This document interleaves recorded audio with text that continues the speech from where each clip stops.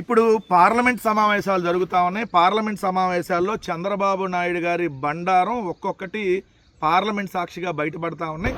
ఈ 2 సంవత్సరాల్లో చంద్రబాబు నాయుడు గారు చెప్పినటువంటి అబద్ధాలని ఏదైతే ఇవి పచ్చి అబద్ధాలు అని చెప్పి పార్లమెంట్ సాక్షిగా కేంద్ర మంత్రులే ఏదైతే లోక్సభలో వైఎస్ఆర్ కాంగ్రెస్ పార్టీ ఎంపీలు అడిగినటువంటి ప్రశ్నలకి సమాధానంగా చెప్తా ఉన్నారు. మొన్నటికి మొన్న మనం చూస్తే ఈ 2 సంవత్సరాల్లో ఎన్ని పరిశ్రమలు ఆంధ్రప్రదేశ్ రాష్ట్రానికి వచ్చినాయి అని చెప్పి మిథున్ రెడ్డి గారు అడిగినటువంటి ప్రశ్నకు సమాధానంగా 2 ఏళ్లలో 10 ప్రాజెక్టులకైతే ఓకే అయినాయి, కానీ 2 గ్రౌండ్ అయినాయి.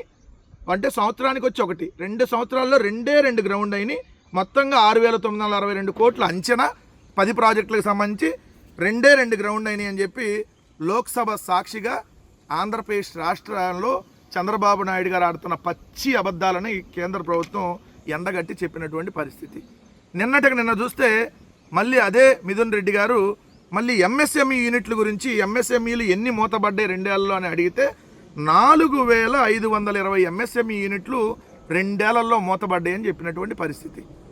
అంటే ఆంధ్రప్రదేశ్ రాష్ట్రంలో పరిశ్రమలు రాకపోగా ఉన్న పరిశ్రమలు 4,520 ఎంఎస్ఎంఈ యూనిట్లు మూతబడ్డాయి, 48,477 ఉద్యోగాలు పోయినాయి అని చెప్పి వైఎస్ఆర్సీపీ లోక్సభ పక్ష నేత పివి మిథున్ రెడ్డి ప్రశ్నకు కేంద్ర మంత్రి శోభా కరంద్లాజే ఇచ్చినటువంటి సమాధానం. 2024-25లో 1,388 సూక్ష్మ, 13 చిన్న పరిశ్రమలు కలిపి 1,401 పరిశ్రమలు మూతబడ్డాయి. 2025-26లో 2,407 పరిశ్రమలు మూతబడ్డాయి.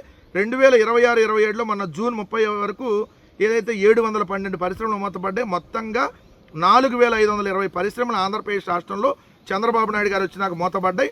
48,477 మంది ఉద్యోగాలు కోల్పోయారని చెప్పి కేంద్ర ప్రభుత్వం పార్లమెంట్ సాక్షిగా ఇచ్చినటువంటిది. మనమేమో 20 నెలలు వస్తే 20 లక్షల కోట్ల పెట్టుబడులు, 20 లక్షల ఉద్యోగాలు, 22 నెలలు వస్తే 22 లక్షల కోట్ల పెట్టుబడులు, 22 లక్షల ఉద్యోగాలు, 24 నెలలు వస్తే 24 లక్షల పెట్టుబడులు, 24 లక్షల కోట్ల పెట్టుబడులు, 24 లక్షల ఉద్యోగాలు. ఈడ చూస్తేనేమో ఉన్న ఉద్యోగాలు పోయినాయి, ఉన్న కంపెనీలు ఏదైతే ఎత్తుకుపోయినటువంటి పరిస్థితి, ఉన్న కంపెనీలు మూతపడ్డాయని చెప్పారు. చంద్రబాబు నాయుడు గారు ఎప్పుడు ఒకటి చెబుతారు, వైకుంఠ పాలి వద్దు, మనమే ఎప్పుడు ఉండాలి అని చెప్పి.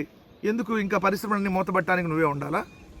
ఆల్రెడీ జగన్మోహన్ రెడ్డి గారు మెట్టు నిర్మించుకుంటూ ఒక ఆంధ్రప్రదేశ్ రాష్ట్రాన్ని పారిశ్రామిక వృద్ధిగా, ఏదైతే పరిశ్రమల కారిడార్గా, అదేవిధంగా ఏదైతే ఆంధ్రప్రదేశ్ రాష్ట్రానికి పెట్టుబడులు క్యూ వచ్చేలాగా చేసి ఒక్కొక్క మెట్టు ఎక్కుంటా పైకి ఆంధ్రప్రదేశ్ రాష్ట్రాన్ని గ్రోత్లో తీసుకెళ్తే, ఆంధ్రప్రదేశ్ రాష్ట్రాన్ని ఇవాళ మొత్తం కిందకు పడగొట్టేసి నిచ్చెనెక్కి పైకి వెళ్ళిన దాన్ని ఒక్కసారిగా చంద్రబాబు నాయుడు అనే విషసర్పం కాటేసినట్టుగా అక్కడ పాము కాటుకి కింద పడతారు చూడండి, అట్లా వైకుంఠపాలలో నువ్వు కింద పడేసి పాము కాటేసినట్టు చంద్రబాబు కాటుతో ఈరోజు అట్టడుగు స్థాయికి తీసుకొని వెళ్ళి, జిఎస్టీ జగన్మోహన్ రెడ్డి గారు ఉన్నప్పుడు టాప్ ఉండేది, ఇప్పుడు డమాల్ కింద పడేసావు.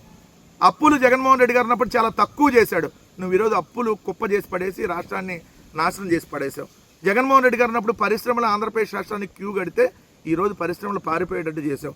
జగన్మోహన్ రెడ్డి గారు ఉన్నప్పుడు సచివాలయ ఉద్యోగాలతో పాటు ప్రభుత్వ ఉద్యోగాలు, ప్రైవేటు ఉద్యోగాలని 6 లక్షలకు పైగా ప్రభుత్వ రంగంలోనే ఉద్యోగాలు ఇస్తే ఈరోజు నువ్వు ఉన్న ఉద్యోగాలను పీకి పడేస్తున్నటువంటి పరిస్థితి. జగన్మోహన్ రెడ్డి గారు ఉన్నప్పుడు సంక్షేమ ఆంధ్రప్రదేశ్గా, అభివృద్ధి ఆంధ్రప్రదేశ్గా ఉంటే నువ్వు ఈరోజు సంక్షోభ ఆంధ్రప్రదేశ్గా, ఏదైతే అవినీతి అరాచక ఆంధ్రప్రదేశ్గా తయారు చేసి మళ్ళీ వైకుంఠపాలి ఇవన్నీ ఎలా మాట్లాడుతున్నావు చంద్రబాబు నాయుడు గారు? రాష్ట్రాన్ని దాదాపుగా 30 ఏళ్ళు వెనక్కి తీసుకొని వెళ్ళారు చంద్రబాబు నాయుడు గారు. ఉన్న పరిశ్రమలు మూతపడుతున్నాయి, కొత్త పరిశ్రమలు వచ్చేటటువంటి అవకాశం లేదు. ఈరోజు అప్పులు కుప్ప చేసి పడేశారు రాష్ట్రాన్ని. 99 పైసలకి ఉరసాగాలకి, తెలుగుదేశం బినామీలకి ఎక్కడ పడితే ఎంత పడితే అంత దోచిపెడుతున్నటువంటి పరిస్థితి. మొత్తాన్ని ప్రైవేట్ రంగం, ఆర్టీసీ డిపోల నుంచి, ఆర్టీసీ బస్టాండ్ల నుంచి, ఏదైతే రోడ్ల దగ్గర నుంచి, రిజిస్ట్రేషన్ ఆఫీసుల దగ్గర నుంచి, ఏదైతే ఫైబర్ దగ్గర నుంచి, ఫైబర్ నెట్ నుంచి, టూరిజం హోటళ్ళ దాకా మొత్తాన్ని ప్రైవేట్ పరం చేసి మొత్తానికి ఆంధ్రప్రదేశ్ రాష్ట్రాన్ని OLXలో పెట్టి 99 పైసలకు అమ్మకానికి పెట్టి రాష్ట్రాన్ని నాశనం చేశాడనేది మాత్రం మరోసారి స్పష్టమైంది పార్లమెంట్ సాక్షిగా.